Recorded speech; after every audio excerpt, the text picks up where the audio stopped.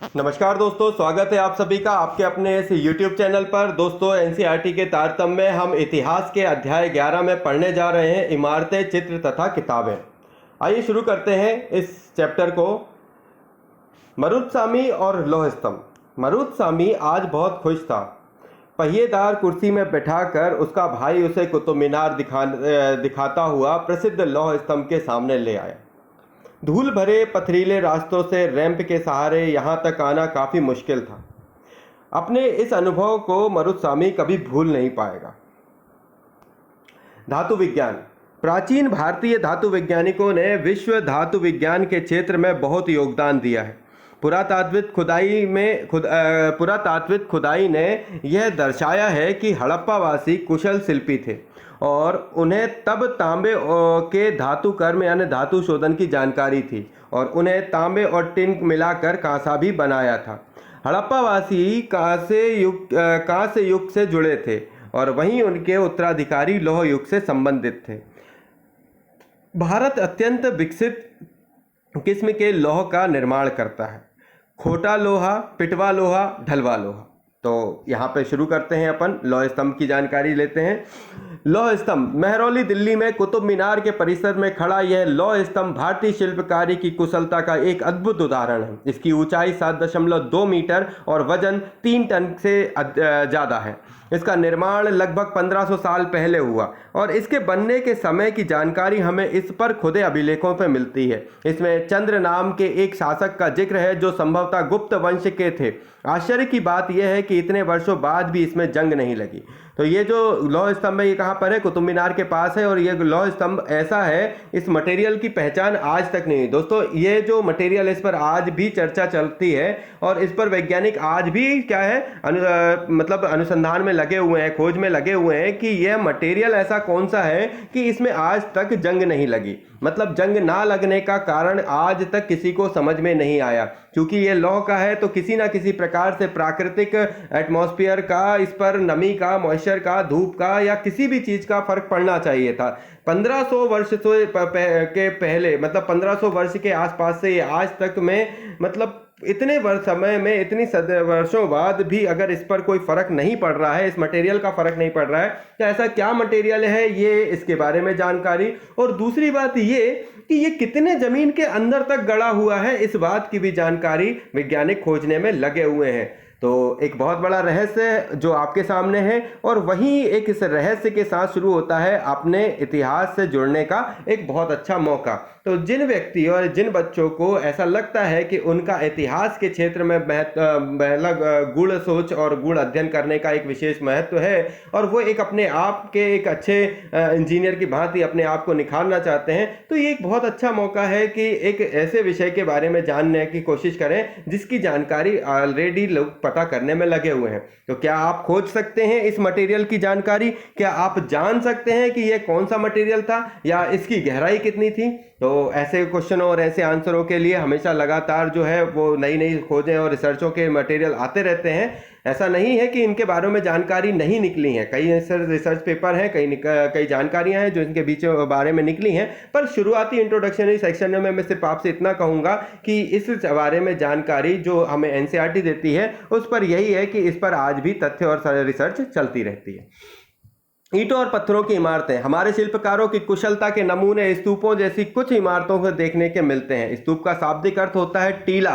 हालांकि स्तूप विभिन्न आकार के थे, कभी गोल या लंबे तो कभी बड़े या छोटे। उन सब में एक समानता थी। प्रायः सभी स्तूप के भीतर एक छोटा सा डिब्बा रखा रहता था और इन डिब्बों में बुद्ध या उनके अनुयायियों के अवशेष जैसे दांत, हड्डी या राख या उनके द्वारा प्रयुक्त कोई चीज या कोई कीमती पत्थर अथवा सिक्के रखे रहते थे। इसे धातु मंजूषा कहते हैं। प्रारंभिक स्तूप धातु मंजूषा के ऊपर रखा मिट्टी का टीला होता था। बाद में टीले को ईंटों से ढक दिया गया और बाद के काल में उस गुंबद नुमा ढांचे को तराशते हुए पत्थरों से ढक दिया गया। प्रायः स्तूपों के चारों ओर परिक्रमा करने के लिए एक वृत्ताकार पथ बना होता है जिसे प्रदक्षिणा पथ कहा जाता है और इस रास्ते को रेलिंग से घेर दिया जाता था। इसे वेदिका कहते हैं। वेदिका में प्रवेश द्वार बने होते हैं। रेलिंग तथा तोरण प्राय मूर्तिकला की सुंदर कलाकृतियों से सजे होते हैं। देखिए यहाँ पर ये जो स्तूप है यह सांची का महान स्तूप है जो मध्य प्रदेश में है। इस तरह के स्तूपों का निर्माण कई सौ साल तक चलता रहा। इस स्तूप में ईंटों का प्रयोग संभवतः अशोक के जमाने का है, जबकि रेलिंग और प्रवेश द्वार बाद में शासकों के काल में जोड़े गए। अमरावती की एक शिल्पकृति, इस चित्र को देखकर इसका वर्णन करो। देखिए यहाँ पर और भी चीजें हैं, तो इन सभी चीजों के बारे में जो है उनके आपको साक्ष्य मिलते हैं, वर्णन मिलते हैं, बहुत सारी चीजें मिलती हैं। चलिए और शुरू करते हैं। मानचित्र में अमरावती ढूंढिए। अमरावती जो है वो महाराष्ट्र में पड़ता है। मानचित्र अगर आप देखें तो महाराष्ट्र के इस हिस्से को आराम से इस हिस्से में इसे आप ढूंढ सकते हैं। यहाँ कभी एक भव्य स्तूप हुआ करता था। लगभग 2000 साल पहले स्तूप को सजाने के लिए शिलाओं पर इन्हें उकेरा गए, मतलब शिलाओं में उनको उकेरे गए। कई बार पहाड़ियों को काट कर बनावटी गुफाएं बनाई जाती थी और इस तरह की कई गुफाओं को मूर्तियों तथा चित्रों द्वारा सजाया जाता था। इस काल में कुछ आरंभिक हिंदू मंदिरों का भी निर्माण किया गया। इन मंदिरों में विष्णु, शिव तथा दुर्गा जैसे देवी देवताओं की पूजा होती थी। मंदिरों का सबसे महत्वपूर्ण भाग गर्भगृह होता था, जहां मुख्य देवी या देवताओं की मूर्ति को रखा जाता था और इसी स्थान पर पुरोहित धार्मिक अनुष्ठान करते थे और भक्त पूजा करते थे। अक्सर गर्भगृह को एक पवित्र स्थान के रूप में दिखाने के लिए भीतर गांव जैसे मंदिरों में उनके ऊपर काफी ऊंचाई तक निर्माण कराया जाता था, जिसे शिखर कहते थे। तो भीतर गांव जैसे मंदिरों में उनके ऊपर जो ऊंचाई होती थी उनको क्या कहते थे? शिखर कहते थे। तो शिखर के निर्माण के कठिन कार्यों के लिए सावधानी से योजनाएं बनानी पड़ती थी और अधिक मंदिरों में मंडप नाम की एक जगह होती थी जहां सभागार होता था, जहां लोग इकट्ठा होते थे। देखिए ये ऊपर का जो हिस्सा है, इन सभी को क्या बनाया गया है? मंदिरों को ऊपर शिखर नुमा बनाया जाता था, ठीक है, ताकि ये घरों से डिफरेंट लगे। ऐसा नहीं है, इतना सिंपल सा एक कॉन्सेप्ट है कि अगर जो घर बनाए जाते हैं उनके ऊपर छतें होती हैं, पर मंदिरों के ऊपर छतों की जगह पे उनको क्या है, टीले नुमा बनाया जाता था, जिन्हें शिखर कहते हैं। उनका कारण ये था कि उन्हें मंदिरों को घरों से भिन्न दिखाना और साथ में उन पर कलाकारियां और कलाकृतियां होती थी, जिससे वो किसी न किसी उसके समय को दर्शाते थे। राजाओं के समय को दर्शाते थे, उस जगह की परंपरा को दर्शाते थे, उस जगह की उनकी कलाकृति और उनकी विचित्र उनको साज सज्जा को दिखाते थे। बाएं अगर देखें तो उत्तर प्रदेश के भीतर गांव का एक आरंभिक मंदिर है। तो ये बाएं की तरफ अगर आप देखें तो ये भीतर गांव का क्या है, ये रहा मंदिर। इसके बाद आते हैं दाएं तरफ, तो ये महाबलीपुरम के एकाश्म मंदिर हैं। इनमें से एक मंदिर एक ही विशाल पहाड़ी को तराश कर बनाया गया है, इसलिए इन्हें एकाश्म कहा जाता है, यानी मोनोलिथ। ईंटों से बनाए जाने वाले मंदिरों में यह बिल्कुल भिन्न होते हैं। ईंटों से बनी इमारतों में नीचे से ईंटों की एक तह जोड़े हुए उसे ऊपर की ओर ले जाते हैं, जबकि चट्टान तराश कर बनाए जाने वाले मंदिरों को पत्थर काटने वाले ऊपर से नीचे के क्रम में बनाते हैं। और इन मंदिरों को बनाते समय पत्थर काटने वालों को किन समस्याओं का सामना करना पड़ता होगा, इसकी सूची बनाएं। दाएं देखें तो एहोल का दुर्गा मंदिर है, जो लगभग 1400 साल पहले बनाया गया था। तो देखिए ये जो मंदिर हैं, इन मंदिरों को, महाबलीपुरम का ये मंदिर देखिए चट्टानों को काट के बनाया। तो सोचिए जब ये चट्टानों को काटा होगा तो इसकी शुरुआत ऊपर से की होगी और ऊपर से ये नीचे की तरफ आए, ये पूरा जो सेक्शन है वो चट्टानों को काट के बनाया। कितनी मेहनत की होगी और इनमें जरा सी भी गलती क्या होती होगी, ये सोचिए वो पूरा चट्टानों का पत्थर जो है वो खराब हो जाता होगा। तो एक कलाकृति को किस प्रकार इतनी मेहनत से बनाया जाता होगा, इस पर विचार करिए, बहुत ही सोचने का विषय है। चलिए आगे बढ़ते हैं। मानचित्र में महाबलीपुरम और ऐहोल को ढूंढिए। इन शहरों में पत्थरों से बने कुछ उत्कृष्ट मंदिर हैं, इनमें से कुछ यहाँ दिखाए गए हैं। तो ये देखिए, अपन देख ही रहे हैं। आगे बढ़ते हैं। स्तूप तथा मंदिर किस तरह बनाए जाते थे? स्तूपों तथा मंदिरों को बनाने की प्रक्रिया कई अवस्थाएं आती थी। इसके लिए काफी धन खर्च होता था, इसलिए आमतौर पर राजा या रानी ही इन्हें बनवाने का निश्चय करते थे। पहला काम अच्छे किस्म के पत्थर ढूंढकर शिलाखंडों को खोद कर निकालना होता था और फिर मंदिर या स्तूपों के लिए सोच विचार कर तय किए गए स्थानों पर शिलाखंडों को पहुंचाना होता था। यहाँ पत्थरों को काट छाट कर तराशने के बाद खंभों, दीवारों और चौखट, फर्शों तथा छतों के आकार दिया जाता था। और इन सब के तैयार हो जाने पर सही जगहों पर उन्हें लगाना काफी मुश्किल काम था। देखिए दूसरा एक और मंदिर जिसे चट्टानों को काट कर बनाया गया, और इनमें क्या है, पत्थरों को काट के उन्हें प्रॉपर तरीके से तराशा गया और इन्हें क्या है, सही जगह पर लगाया गया। तो ये जो सुंदर बनावट है इस मंदिर की, इस जगह की, वो अपने आप में ये बताती है कि कितनी मतलब विचारता और गूढ़ता के साथ काम किया जाता था। इस तरह के शानदार ढांचों का निर्माण करने वाले शिल्पकारों को सारा खर्च संभवतः राजा रानी ही देते थे।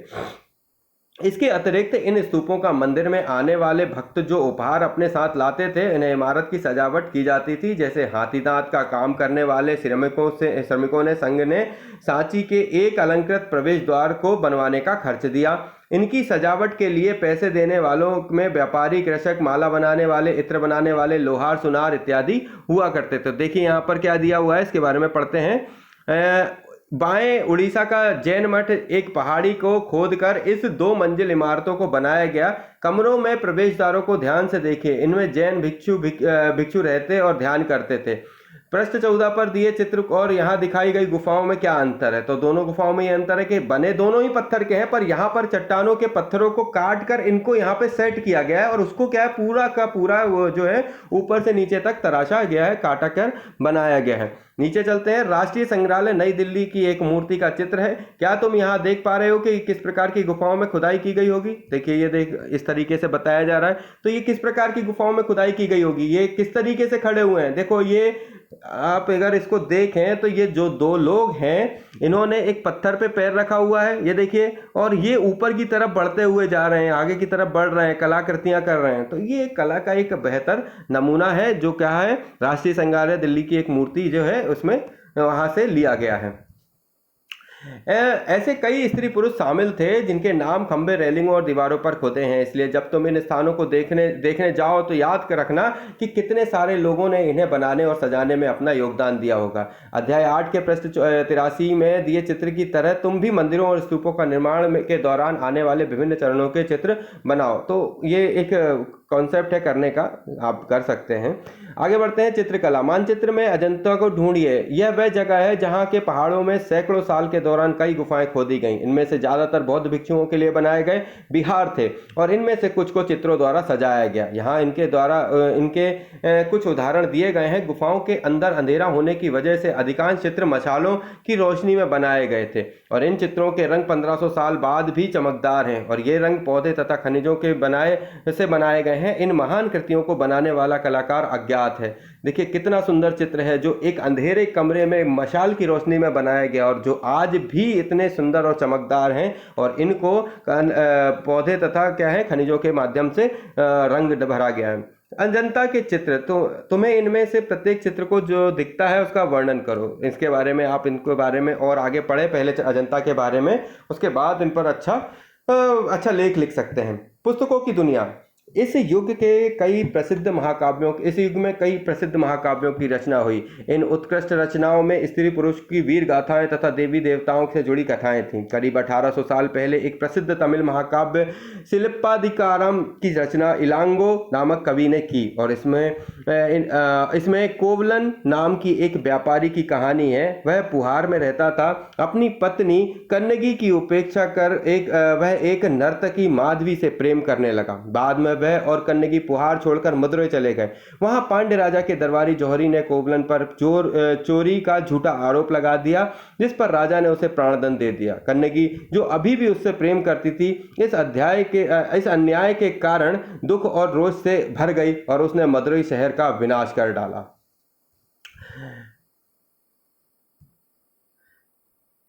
सिलप्पाधिकारम से लिया गया यह एक वर्णन। यहाँ कवि ने कन्नगी के दुख का इस तरह वर्णन किया है। ओ मेरा दुख तो देखो, तुम मुझे सांत्वना तक नहीं दे सकते।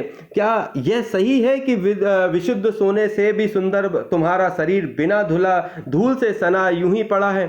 यह कहाँ का न्याय है कि गोधूली की इस स्वर्णिम आभा में फूलमाला से ढके सुंदर वक्ष स्थल वाले तुम जमीन पर गिरे पड़े हो। मैं अकेली, असहाय और हताश होकर खड़ी हूँ। क्या ईश्वर नहीं है? क्या इस देश में ईश्वर नहीं है? क्या उस स्थान पर ईश्वर रह सकते हैं जहाँ के राजा की तलवार निर्दोष नवागंतुक के प्राण ले लेती है? क्या ईश्वर नहीं है? नहीं है, नहीं है। ये एक वर्णन था जिसको अपन ने पढ़ा। एक और तमिल महाकाव्य मणिमेखलई को करीब 1400 साल पहले सत्यनार द्वारा लिखा गया और इसमें कोवलन तथा माधवी की बेटी की कहानी है। ये रचनाएं कई सदियों पहले ही खो गई थीं और उनकी पांडुलिपियां दोबारा लगभग 100 साल पहले मिली। और अन्य लेखक जैसे कालिदास, जिनके बारे में तुमने अध्याय 10 में पढ़ा, संस्कृत के लेखक थे। मेघदूत का एक श्लोक सुनिए। यहाँ उनके सबसे प्रसिद्ध रचना मेघदूत में एक अंश दिया गया है। यहाँ एक विरही प्रेमी बरसात के बादल को अपना संदेशवाहक बनाने की कल्पना करता है। देखो इसमें किस तरह कवि ने बादल को उत्तर की ओर ले जाती ठंडी हवा का वर्णन किया है। तुम्हारे बौछार से मुलायम हो उठी मिट्टी की भीनी खुशबू से भरे हाथियों की सांस में बसी जंगली गूलर को पकाने वाली शीतल बयार तुम्हारे साथ धीरे धीरे बहेगी। क्या तुम्हें लगता है कि कालिदास की प्रकृति प्रेमी कहाँ जा सकता है? क्या तुम्हें लगता है कि कालिदास को प्रकृति प्रेमी कहा जा सकता है? पुरानी कहानियों का संकलन तथा संरक्षण। हिंदू धर्म से जुड़ी कई कहानियां जो बहुत पहले से प्रचलित थीं, इसी काल में लिखी गईं और इनमें पुराण भी शामिल हैं। पुराणों का शाब्दिक अर्थ है प्राचीन या पुराण।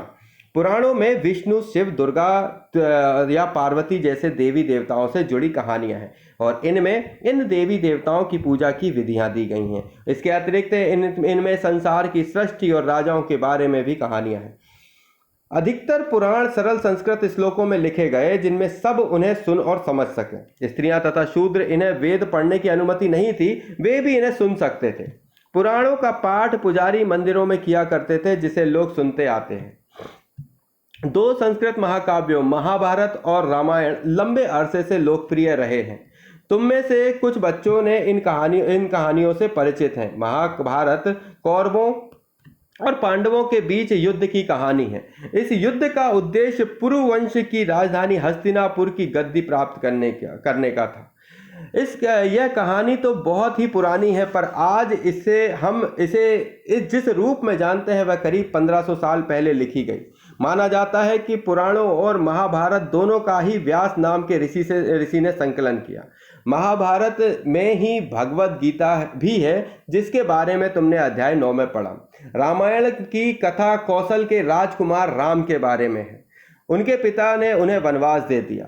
वन में उनकी पत्नी सीता का लंका के राजा रावण ने अपहरण कर लिया। सीता को वापस पाने के लिए राम को लड़ाई लड़नी पड़ी। वे विजयी होकर कौशल की राजधानी अयोध्या लौटे। महाभारत की तरह ही रामायण भी एक प्राचीन कहानी है, जिसे बाद में लिखित रूप दिया गया। संस्कृत रामायण के लेखक वाल्मीकि माने जाते हैं। इस उपमहाद्वीप के विभिन्न भागों में महाभारत और रामायण के भिन्न भिन्न रूपांतर लोकप्रिय हैं। इनके आधार पर नाटक, गीत और नृत्य परंपराएं भी उभरी। पता करो तुम्हारे राज्य में कौन सा रूपांतर प्रचलित है। आम लोगों द्वारा कही जाने वाली कहानियां। आम लोग भी कहानियां कहते हैं, कविताओं और गीतों की रचना करते हैं, गाने गाते हैं, नाचते हैं, नाटकों को खेलते हैं और इनमें से कुछ तो इस समय आके आसपास जातक और पंचतंत्र की कहानियों के रूप में लिखित सुरक्षित कर लिए गए। जातक कथाएं तो अक्सर स्तूपों की रेलिंगों तथा अजंता के चित्रों में दर्शाई जाती थी। इनमें से एक कहानी अगले पृष्ठ पर दी गई है। आइए जानते हैं इस कहानी के बारे में। आइए सुनिए बंदर राजा की कहानी। एक समय बंदरों का एक महान राजा हुआ। वह हिमालय पर गंगा के किनारे अपने 80,000 अनुयायियों के साथ रहता था। इन सारे बंदरों को एक खास आम के पेड़ के फल बहुत प्रिय थे और ये आम बड़े मीठे होते थे। इतने स्वादिष्ट आम धरातल पर नहीं उगते थे। एक दिन एक पका हुआ आम गंगा नदी में गिरकर वह बहते बहते बनारस पहुंच गया और उस वक्त नदी में वहां के राजा नहा रहे थे। उसे वह आम मिला और उसे चखकर वह हैरान रह गए। उसने अपने राज्य के जंगलों की देखभाल करने वालों से पूछा कि क्या वे इस आम के पेड़ को ढूंढ सकते हैं या नहीं। वे राजा को हिमालय की पहाड़ी पर ले गए वहां पहुंचकर राजा तथा उनके दरबारियों ने खूब आम खाए। रात में राजा ने देखा कि बंदर भी पके आमों का मजा ले रहे हैं। राजा को यह बात बुरी लगी और उसने उन्हें मार डालने का फैसला किया। बंदरों के राजा ने अपनी प्रजा को बचाने की एक योजना बनाई। उसने आम के पेड़ों की टहनियों को तोड़कर उन्हें आपस में बांधकर नदी पर एक पुल बनाया और इसके एक छोर पर वह तब तक पकड़े रहे जब तक उनकी सारी प्रजा ने नदी को पार ना कर लिया। और पर इस प्रयास में वह इतना थक गया कि मरणासन होकर गिर पड़ा। राजा ने जब यह सब देखा तो उसने बंदर राजा को बचाने की काफी कोशिश की, पर वह सफल ना हुआ। बंदर राजा की मृत्यु पर उसे शोक हुआ और राजा ने उसे पूरा सम्मान दिया। मध्य भारत में भरहूत के एक स्तूप में मिले एक पत्थर पर उकरे गए चित्र में इसे दिखाया गया है। ये देख लीजिए आप। ये जो प्रसंग अपन ने पढ़ा, ये जो कहानी अपन ने पढ़ी, ये चीज कहाँ पर दी हुई है? इस पर दी हुई है और इसी से ये क्या है, जातक कथा बाहर निकल कर आई जो हमने आपको सुनाई। विज्ञान की पुस्तकें। इसी समय गणितज्ञ और खगोल शास्त्री आर्यभट्ट ने संस्कृत में आर्यभट्टियम नामक पुस्तक लिखी और इसमें उन्होंने लिखा कि दिन और रात पृथ्वी के अपनी धुरी के पर चक्कर काटने की वजह से होते हैं, जबकि लगता है कि रोज सूर्य निकलता और डूबता है।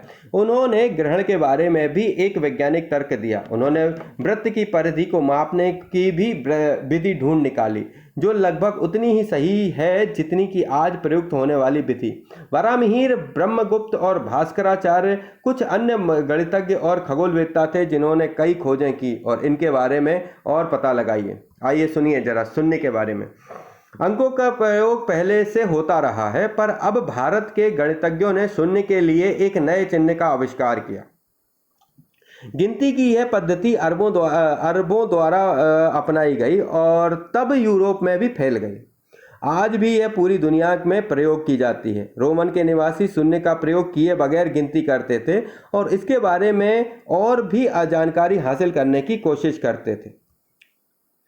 आयुर्वेद चिकित्सा विज्ञान की एक विख्यात पद्धति है जो प्राचीन भारत में विकसित हुई। प्राचीन भारत में आयुर्वेद में दो प्रसिद्ध चिकित्सक थे, चरक प्रथम द्वितीय शताब्दी ईस्वी और सुश्रुत चौथी शताब्दी ईस्वी। चरक द्वारा रचित चरक संहिता औषधि शास्त्र की एक उल्लेखनीय पुस्तक है।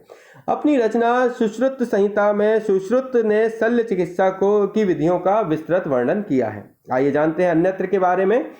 कागज आज हमारे रोजमर्रा की जिंदगी का हिस्सा बन गया है। जो किताबें हम पढ़ते हैं वो कागज पर छपी होती हैं। इसी तरह लिखने के लिए भी हम कागज का ही उपयोग करते हैं। कागज का आविष्कार करीब 1900 साल पहले लून नामक एक व्यक्ति ने चीन में किया और उसने पौधों के रेशों, कपड़ों, रस्सियों और पेड़ों की छालों को पीट कर लुगदी बनाकर उसे पानी में भिगो दिया। फिर उसे लुगदी को दबाकर उसका पानी निचोड़ा, तब सुखाकर कागज बनाया। आज भी हाथ से कागज बनाने के लिए इसी विधि को अपनाया जाता है। कागज बनाने की तकनीक को सदियों तक लुप्त रखा गया। करीब 1400 साल पहले यह कोरिया तक पहुंची। इसके तुरंत बाद ही यह जापान तक फैल गई। करीब 1800 साल पहले यह बगदाद में पहुंची। फिर बगदाद से यह यूरोप, अफ्रीका और एशिया के अन्य भागों में फैली। इस उपमहाद्वीप में भी कागज की जानकारी बगदाद से ही आई थी। प्राचीन भारत की पांडुलिपियां किस चीज से तैयार की जाती थीं? बताइए, प्राचीन समय में पांडुलिपियां क्या, जो वृक्षों की छाल और उन ताम्रपत्रों पर लिखी जाती थी। उपयोगी शब्द स्तूप, मंदिर, चित्रकला, महाकाव्य, कहानी, पुराण, गणित और विज्ञान। कल्पना करो, तुम एक मंदिर के मंडप पर बैठे हो और अपने चारों तरफ के दृश्य का वर्णन करो। एक मंदिर के मंडप पर बैठना मतलब ऊंचाई पर बैठने के बाद चारों तरफ के भयंगम दृश्य का वर्णन करना एक बहुत ही विचित्र बात है और बहुत ही अच्छी बात है कि आप उसके चारों तरफ की खूबसूरती को निहार कर आप बता सकते हैं कि कैसा लग रहा है। अगर ये मुझे कहें तो मैं बहुत अच्छा विस्तृत वर्णन करूं, पर ये सब्जेक्ट से हटके हो जाएगा, पर कभी इस पर अपन कमेंट बॉक्स में जरूर चर्चा करेंगे। कुछ महत्वपूर्ण तिथियां। स्तूप निर्माण की शुरुआत 2300 साल पहले हुई। अमरावती 2000 साल पहले बसा। कालिदास ने 1600 साल पहले रचनाएं करी। और लौह स्तंभ, भीतरगांव का मंदिर, अजंता की चित्रकारी, आर्यभट्ट, ये सभी 1500 साल पहले के हैं। दुर्गा मंदिर 1400 साल पहले बनाया गया था। तो जो हमने अभी पढ़ा, यहाँ पर चैप्टर में हमने बहुत सारी चीजें जानी। तिथियों पर एक नज़र। चलिए आप एक बार तिथियों पर नज़र डालते हैं। और कुछ तो नहीं छूटा ना? चलिए आगे सुनते हैं। इस पूरी पुस्तक में हमने वर्ष 2000 की शुरुआती बिंदु के रूप में रखकर घटनाओं प्रक्रियाओं के होने की अनुमानित तिथियों की जानकारी दी है, पर अन्य पुस्तकें जो तुम पढ़ते होगे उनमें तिथियां अलग अलग हो लिखी होंगी। इस पुस्तक में इन तिथियों के पहले करीब या लगभग लिखा गया है, जैसे कि महापाषाण युग अध्याय 2 के लिए तिथियां लाखों वर्ष पहले के रूप में लिखी गई हैं। मेहरगढ़ अध्याय 2 में कृषि तथा पशुपालन की शुरुआत की तिथि लगभग 6000 ईसा पूर्व दी गई है। हड़प्पा के नगरों का विकास लगभग 2700 से 1900 ईसा पूर्व के बीच का है। ऋग्वेद की रचना का काल लगभग 1500 से 1000 ईसा पूर्व के बीच का है। महाजनपदों तथा गंगा के मैदानी इलाकों में नगरों का विकास तथा उपनिषद, जैन धर्म तथा बौद्ध धर्म से जुड़े विचारों का उदय लगभग 500 ईसा पूर्व का है। पश्चिमोत्तर में सिकंदर का आक्रमण लगभग 327 से 325 ईसा पूर्व का है। चंद्रगुप्त मौर्य का राजा बनना लगभग 321 ईसा पूर्व। अशोक का शासनकाल लगभग 272 से 268 ईसा पूर्व से 231 ईसा पूर्व के बीच में है। तो यहाँ 272 और 68 इसलिए लिखा हुआ है कि जब अशोक का राज्याभिषेक हुआ था तब उस समय, और अशोक जो है शासक के रूप में थे, दोनों में थोड़ा सा उनके समय को डिफरेंस वो उनके उस समय के काम को लेकर था। वो किसी जगह के क्या थे, पहले सूबेदार थे शायद, और फिर उसके बाद उनका राज्याभिषेक हुआ था। तो ये दोनों ही तिथियां उन्हीं की हैं। संगम साहित्य की रचना लगभग 300 ईसा पूर्व से 300 ईसा ईस्वी तक। कनिष्ठ के शासन लगभग हुआ 78 से 100 ईस्वी। गुप्त साम्राज्य की स्थापना लगभग 320 ईस्वी। बल्लवी की परिषद में जैन साहित्य का संकलन लगभग 512 से या 521 ईस्वी। यहाँ पे 512 या 521 का इशू है। हर्षवर्धन का शासन 606 से 647 ईस्वी। चीनी यात्री श्वेन-त्सांग का भारत आगमन 630 से 643 ईस्वी का बीच का। पुलकेशिन द्वितीय का शासन 609 से 642 ईस्वी।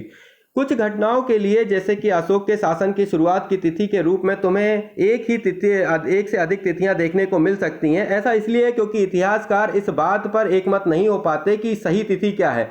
प्रश्नवाचक चिन्ह के साथ दी गई तिथियां इस बात का संकेत करती हैं कि यह तिथियां निश्चित नहीं हैं।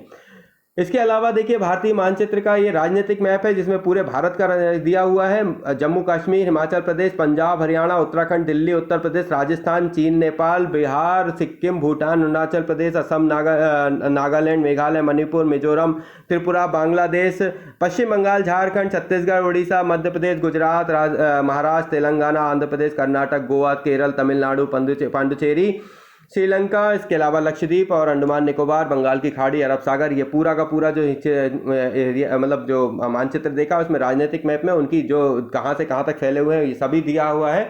और ये बहुत बढ़िया मैप है, जिसे देखकर मुझे भी लगा कि अच्छा है। आप इसको क्या कर लीजिएगा, सेव कर लीजिएगा, काम आएगा आपके। तो दोस्तों, यहाँ पर एनसीईआरटी के कक्षा 6 का पाठ्यक्रम कंप्लीट होता है। हमने 1 से लेकर 11 अध्याय कंप्लीट किए। जो जानकारियां थी आप तक लेकर आए। कक्षा 7 हम स्टार्ट करेंगे कल से, और उसमें आगे जानेंगे कि इतिहास का अतीत, मतलब हमारे इतिहास के अतीत, मतलब हमारे अतीत का दूसरा चैप्टर शुरू होगा कल से, और उसमें हमें बहुत सारे इतिहास की नई जानकारियां और हासिल होंगी। ये क्रम लगातार जारी रहेगा, आपका हमारा साथ हमेशा जारी रहेगा। हम एमपीपीएससी और यूपीएससी जैसे अच्छे एग्जामों की तैयारी के लिए बेसिक नॉलेज में यहीं से शुरुआत करने जा रहे हैं, और इन तैयारियों को अपने जहन में बैठाने जा रहे हैं। तो जो ज़रूरत है उन सभी चीज़ों को आप इकट्ठा करना शुरू करिए, छोटे छोटे नोट्स बनाइए, छोटी छोटी चीज़ों को इकट्ठा करिए। यही चीज़ें बाद में बड़ी हो जाएंगी, जिनके नोट्स कहलाएंगे आपकी मजबूती, आपकी पकड़, आपकी स्ट्रेंथ। तो दोस्तों, जब तक हमारे पास कुछ खास नया नहीं है, लेता हूं आप सभी से इजाजत। जय हिंद, जय भारत। थैंक यू दोस्तों।